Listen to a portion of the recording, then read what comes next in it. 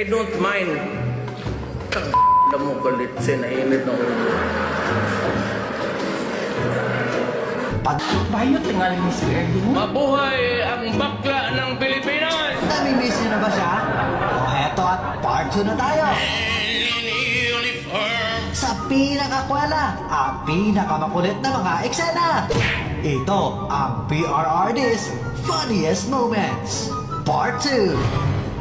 Tamad ka bang mag-aral at laging pasang-awa ang grado mo? O huwag kakalimutan ang payo ni PRRD para sa'yo. Kung masyado mag-aral, makapasa ka lang 75.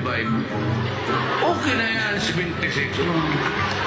Eh, yung 77, 78, 79, 80, hindi mo na kailangan. Kasi 75 lang, okay na yan. Oh! Sabi ng nanay ko, paano man tayo, anak? Sabi ko, sige lang, ma. Total, kung bigyan mo ako 78, anuhin ko mayang sobra? 75 bang kailangan ko para makaakyat ako? Bakit papagurin mo pa ako ng 90? Ilang oras ako yan mag-aral? Sa isang talumpati abay ipinagmalaki rin niya sa buong sambayanan. Mga miyembro ng kanyang gabinete na karamihan ay graduate ng valedictorian. Totoo. Doresa sa valedictorian, pag-graduate. Puro yan sila valedictorian. Okay na sana ang kanyang mga naging litanya. Pero syempre, hindi mawawala ang twist sa kanyang mga istorya.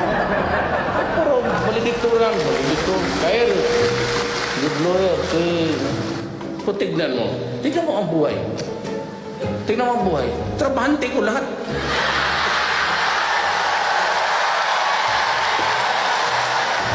Hindi kayo makatulog. Sa 6 na taon ng kanyang panunungkulan, abay makailang beses din siyang dinalaw ng mga bisitang hindi inaasahan. Simulan natin sa bisita number 1.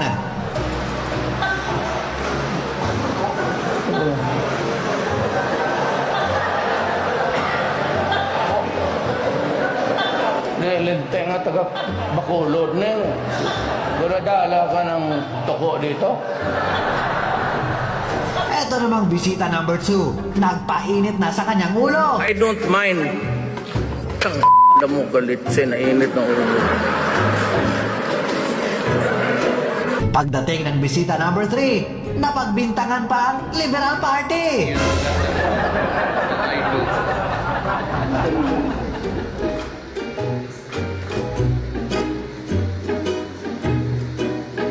Liberal na.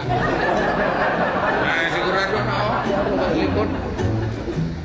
Etong bisita number 4, ayaw yata tantanan si Mayor. Kasi noon pa, talagang may away na ako sa pare. Sa ganitong langaw na ito. Utos man nila ito. Kanina pa yung sunod na sunod sa akin. Naligo naman ako, yung mga buwang.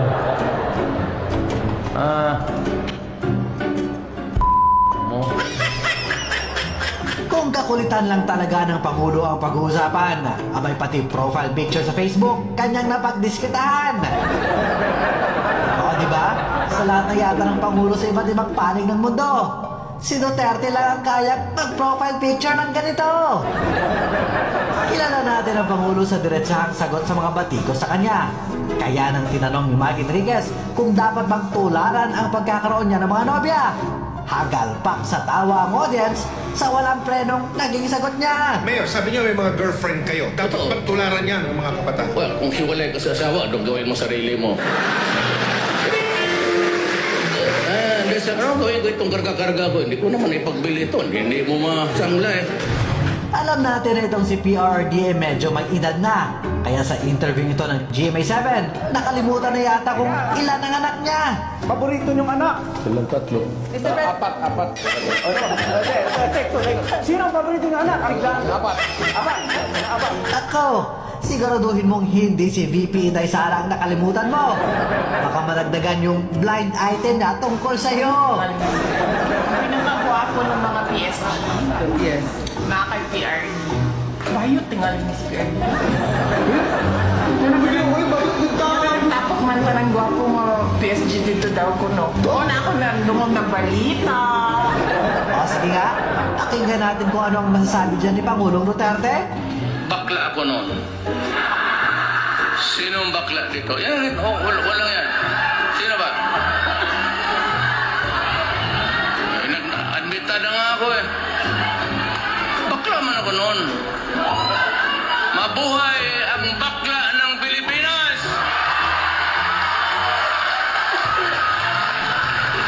Isa na nga siguro ang mga story time ni PRRD sa mamimiss ng marami. Kagaya nitong kwento niya, noong isang beses ay nagpanggap siyang driver ng taxi. Teka, San Pedro, hospital, pagsabi ng bayad, kano, tingin siya, wala mo siya. Tinanggal ko yung cup ko, sabi ko, sige ma'am, okay lang. Ano na secure? O sa ngayon, nakita mo na. Hindi, uwi na ako. O kaya itong kwento niya tungkol sa isang police regional director. O siya, in 3, 2, 1, story time na! Kasama si Mayor! Isang araw, may pumuntang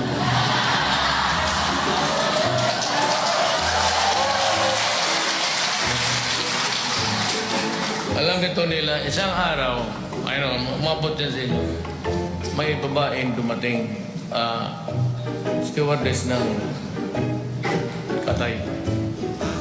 Sabi niya, iyak siya.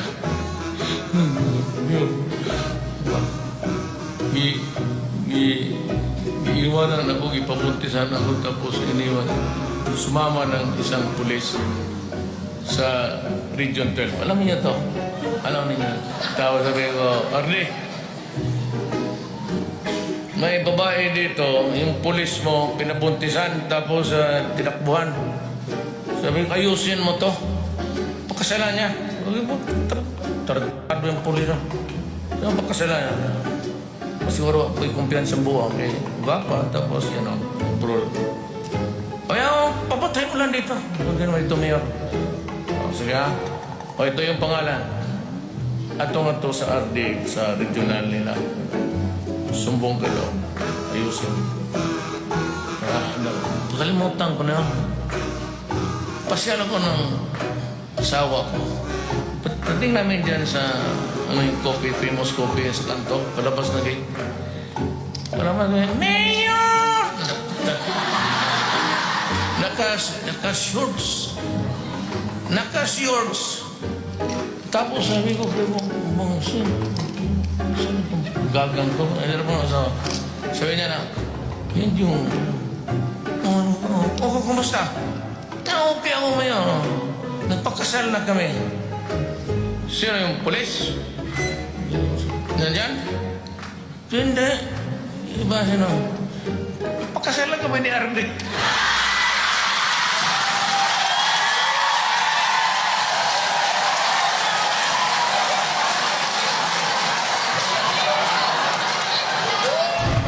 Nitong mga huling taon ng termino ni Pangulong Rodrigo Duterte, makulit pa rin naman pero dahil sa edad, mukhang hindi na kinakaya ng katawan ng ating presidente. Gayunpaman hanggang sa kahuli-hulihang segundo ng kanyang termino bilang Pangulo, pinilit pa rin niyang gampanan ng tungkulin na sinumpaan niya sa bawat Pilipino. In a few days, I'll be out. Yung nagawa ko, para sa akin yun na yun. The best that my efforts can really achieve. Kung kulang pa yun, pasensya na po. Yan, hindi ko na talaga kaya. Maraming salamat Pangulong Rodrigo Roa Duterte sa iyong naging serbisyo sa ating bansa. Hindi man perpekto ang iyong administrasyon, pinapasalamatan namin ang mga mabuti mong nagawa. Maraming salamat po sa inyo and your help in my journey in the 6 years na binigyan ninyo ako ng honor maging presidente ng Pilipinas.